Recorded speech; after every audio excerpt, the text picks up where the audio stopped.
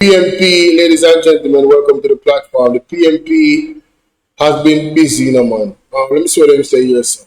It was great to be with the comrades, delegates and supporters at Trenchtown Division Conference, along with Comrade Sarah Marshall. The energy, commitment and determination in Trenchtown are powerful reminders that real change is built community by community. Together we will continue working to build a stronger South St. Andrew and a better Jamaica for all. Alright? So, Comrade Marshall, I think I see that, Comrade Marshall. I am blessed with two wonderful councillors. Two councillors who work as a team. We work as a team. Yeah, we don't have no issues, personal issues, but our focus is always around how to deal with problems and how to make life better for the people. Comrade Pummels, pick up yourself. Yeah, man.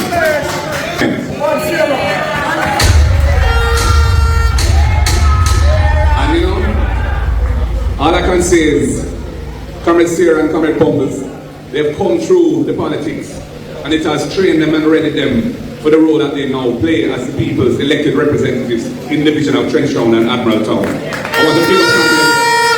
want to big up Comrade Marcianita, who was part of the training of Comrade Bolo. And of course, I have to big up my predecessor, Dr. Omar Davis, who brought me to South St. Andrew. And then going back further, the real general, Trenchtown Rock, Anthony Spalding, we can't forget the man there. And because you see why he was so strong in the corporate era, because of the work that was done then, the firm of certain things, and the work was done so well, that today we're still reap the benefit of that work that was done back then. So I can big up the Trenchtown Rock. Yeah, man. Comrades, Comrade Neckeisha has given me a nice rundown of some of the issues that we're facing in this country right now. And she says, all I and I have to get up and stand up for our rights. And it's a real thing, because we are faced by the corrupt JLP regime of Andrew Holness. The corrupt JLP regime of Andrew Holness. And it's not easy to dislodge them. We were ahead in the polls for 2 years coming into the last election. Right to the weekend before election, the last poll showed us ahead by 3%. And you see what happened the same way. You see what happened. And you know, I was looking back at it and I said, yeah, between 2020 and 2025, we got nearly 100,000 more votes this time than last time. But after the Dudus situation back in 2011, and that election, Sister P, we were still 60,000 votes less than what we got in 2011, you know. And that made all the difference. I said, them 60,000, they will never come out and vote.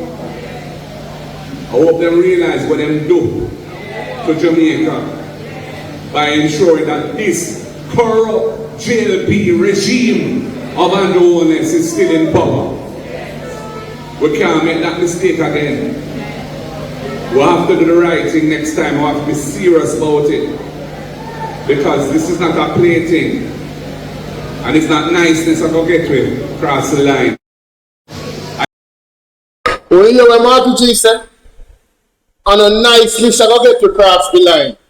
You see, all I want to wear talk about say Mark Bowling, sir, you not have no sense. But just to make you know that. Most disrespectfully. Yeah, man. Like I tell you the bitter truth, man. I don't know no sense, man. Mark Bowling is not a soft person. Mark Bowling is a strategic person. Mark Bowling understand the moment. You feel me I deal with? When you see a don't you see, you must not mistake somebody's kindness for weakness. And that is what a lot of you guys do when it comes to Mark Bowling. When you hear what the man said, I open 60,000 people will never vote when Mama P did, when I run the second time, I open the nose say I only cause this. All of the problems that we are going in our country. When you can't get good health care, no good road, everything, school education terrible. The police them kill off on the picnic, a phone fall. We go as far back as that. Election of consequences. And you think Mark Golden can't say it directly, but Mark G know what September 3rd. The corrupt JLP anti-honest regime. You see how much time him say? He said 3 times. Remember July 27th, ladies and gentlemen. All was lead to that case there with Mr. Paul Buchanan. And big up Mr. Paul Buchanan anyway, stand up anyway, sit down. I hope God give him strength. I hope him get younger. You understand what I mean? I hope God give him all that power in his body, mind, and soul to see this thing all the way through and give him favor that the court do the right thing on July 27th and make sure that people run over and run around Jonas out of office. You never know? Let's continue, ladies and gentlemen. Just stay there.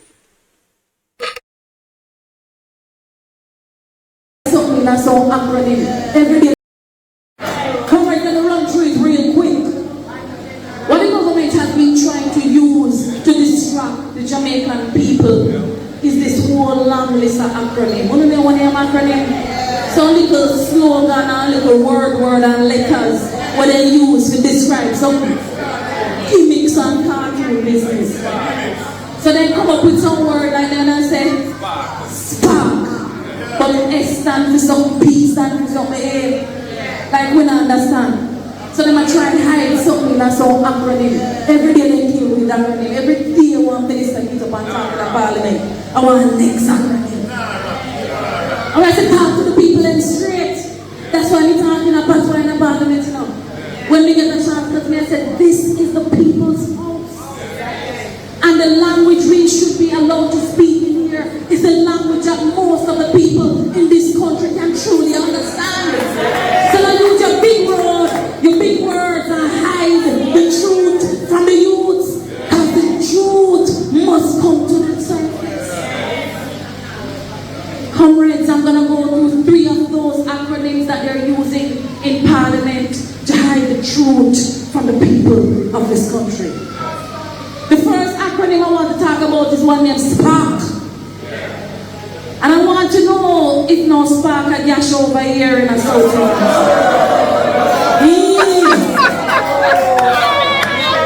No spark at Yash.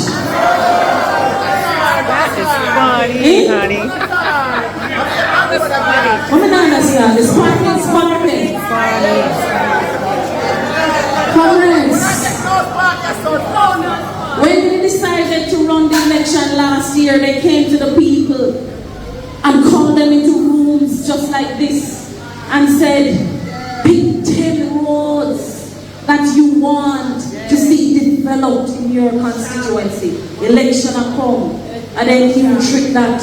And people feel like finally we're going to get some work power road. Then build up the hopes of the Jamaican people. In my South St. James, we choose 10 roads with Bossy. Because a long time the road to fix in a Southern James. Election run. 1 road out of the 10 them started the work on. Right now, they used to have a little bit of road. Now a pay mud. Because they left the road and then they come back and look on it. Them asked me to find a liaison officer for all of the 10 roads. And every day the liaison officers they call me and say they don't get no call from the Spark program. One next chop the line. Comrades, when you hear from a shout, and we invited them to what is called the PAAC of Parliament. Because that's a one committee in a Parliament where PNP chair. So we can hold them accountable. And the NWA come before the PAAC and we say, one with the Spark program. You know what the head of the SPAC program said?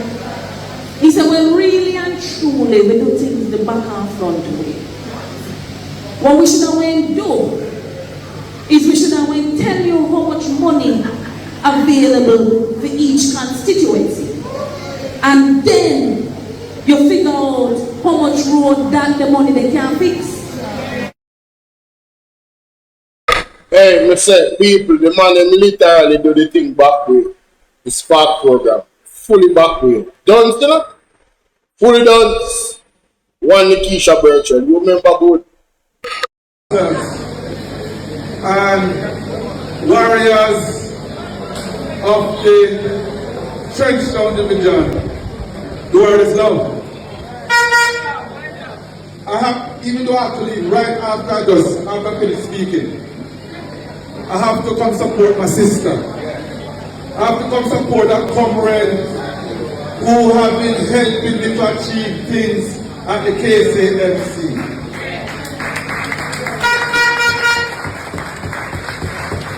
So while I should be somewhere else at 7 o'clock, I have to be here for her. Comrades, we have a record to run on the next time around. And as I mentioned just one, is how we treat our vendors. Comrade Sarah Marshall is the Vice Chair of the Commercial Service Committee that deal with the vendors.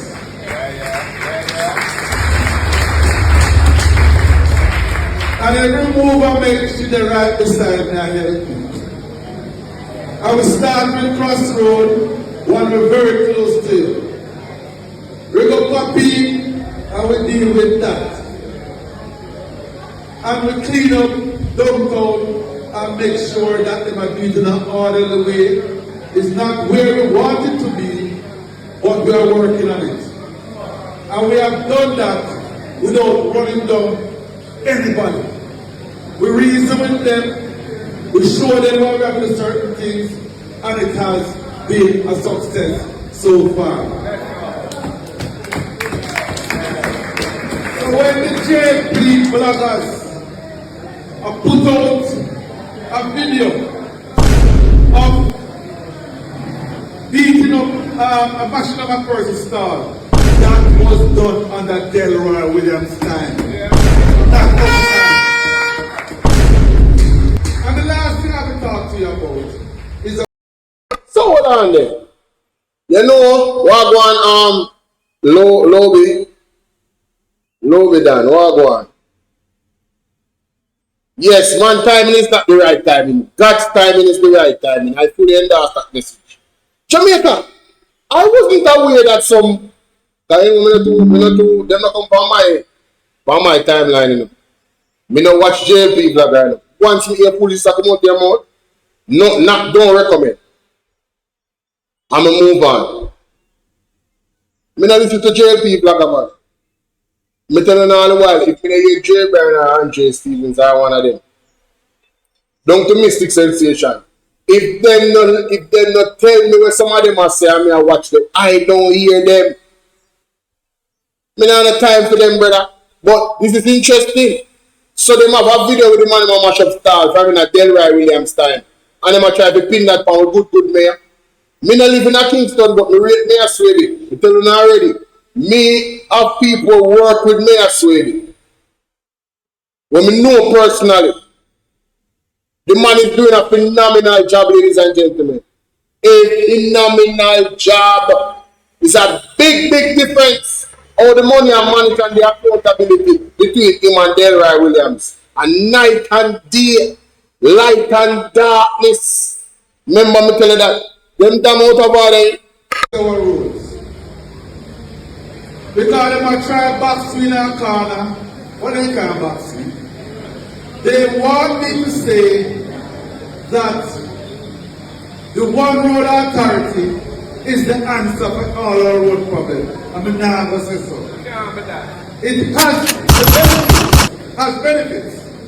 When you talk about keeping, make sure when you build a road, you build up a certain thing, Yes, it has. But I don't believe that the NWA should be the one road authority. It should not be far from the closest opposite view, which is the local authority.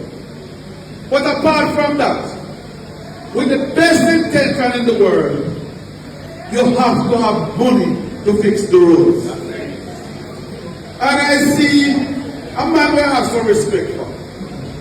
Now I'm going to lie to you. I have a lot of respect to Desmond McKenzie. But he entered into a fray of discussion which I never expected to do. They will use big numbers to mess up people in brain.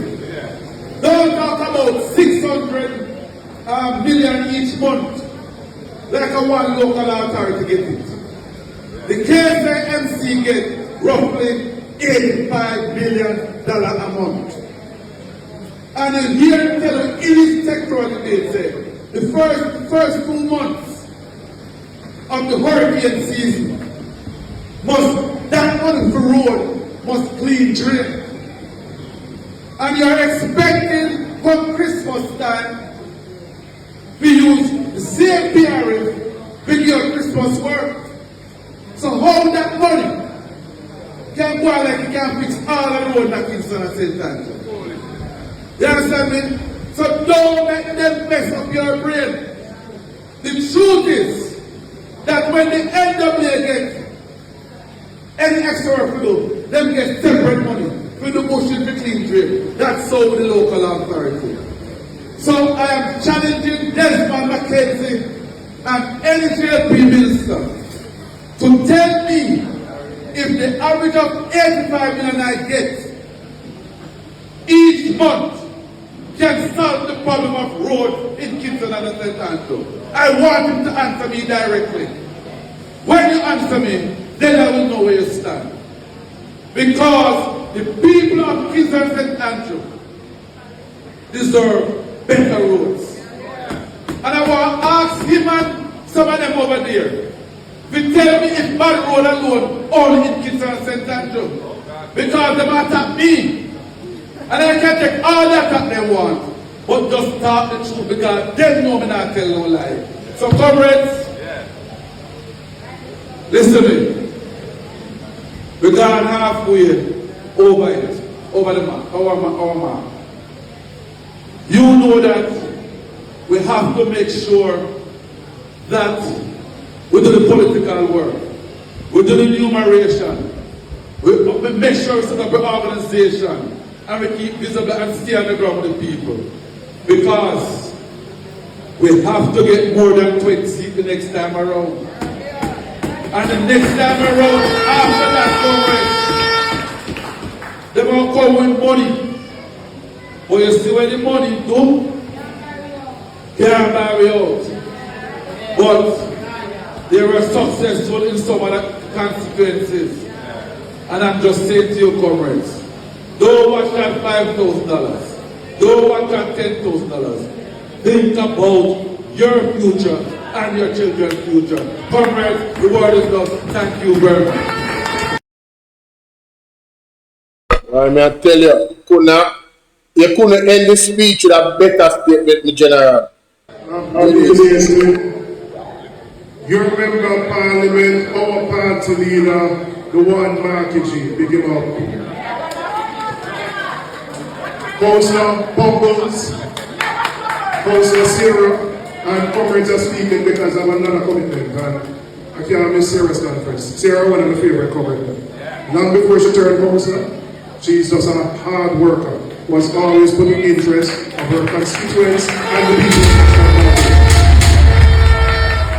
And if you heard what Christina said, there are many other councillors who can say that. The support she gave them to ensure that they became councillors.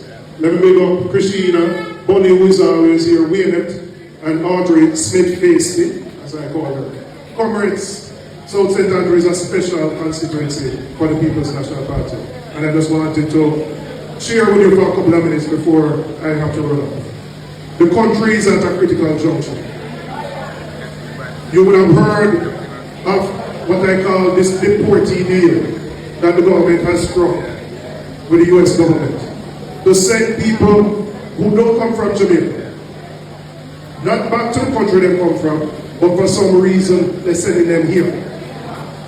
The only reason this arrangement is public is because the cleaner found out about it, which means they had no intention of telling us. We don't know what is in this memorandum of understanding because they haven't told us.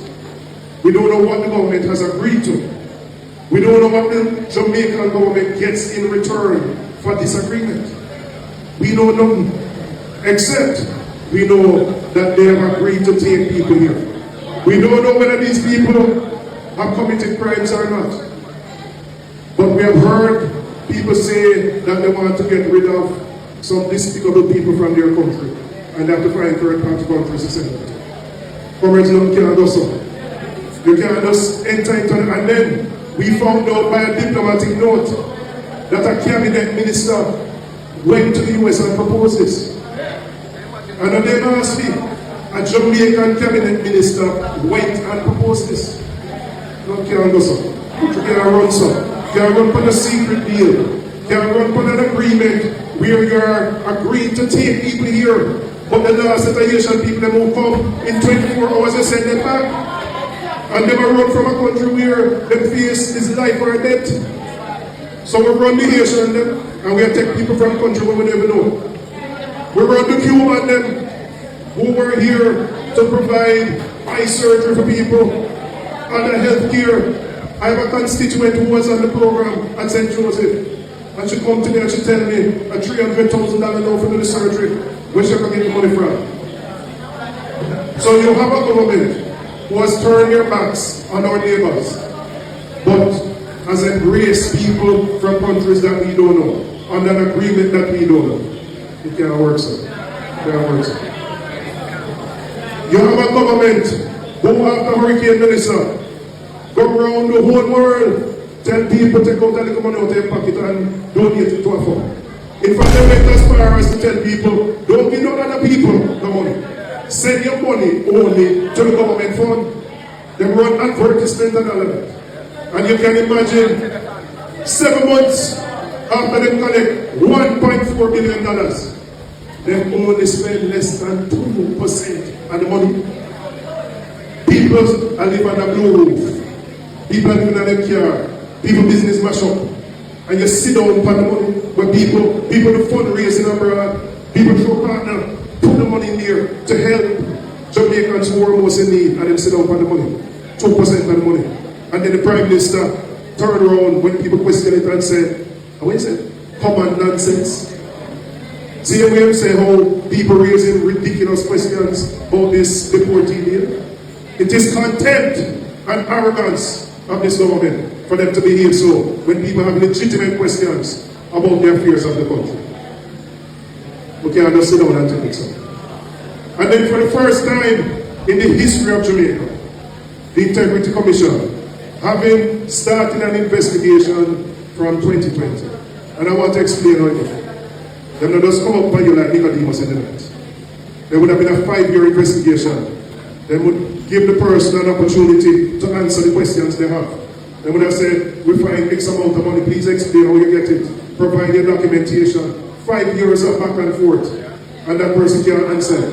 And they decided to recommend charges of illicit enrichment. Let me explain what that means. It means that that person has money that they cannot account for from their lawful earnings. $164 million. And so, having recommended for the first time in the history of Jamaica, any MP or minister to be charged for illicit enrichment, the Prime Minister turned around and said, I have full confidence in that person. What can go so? Not can go so. So, comrades, we have to take a stance because this government is operating with contempt. Now, let's hear the mayor.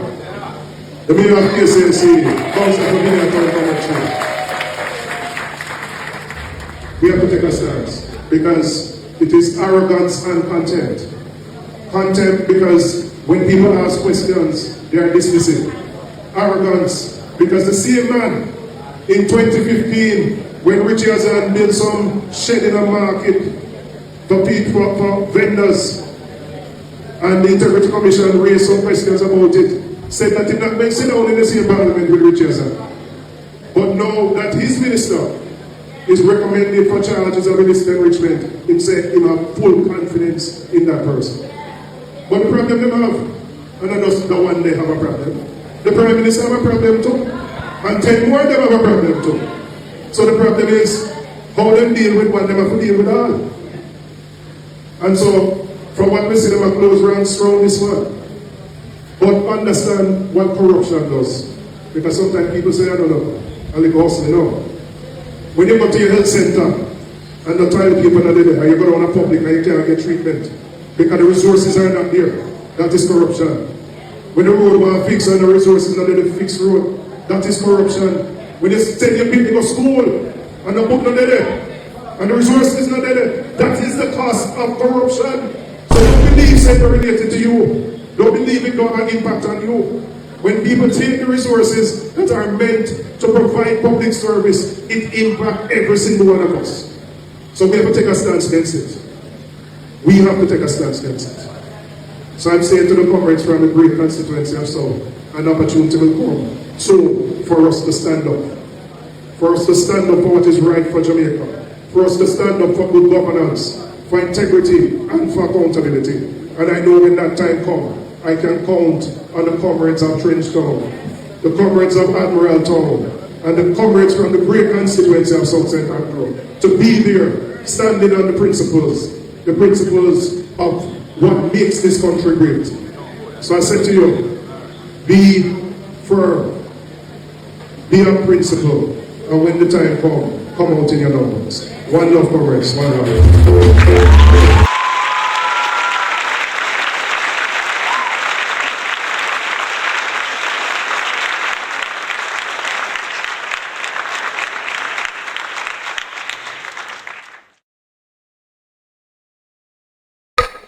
One Marky G. Big up Neckeisha Burchell. Tell a boy. Big up all comrades. I am this. Comrade, you know, real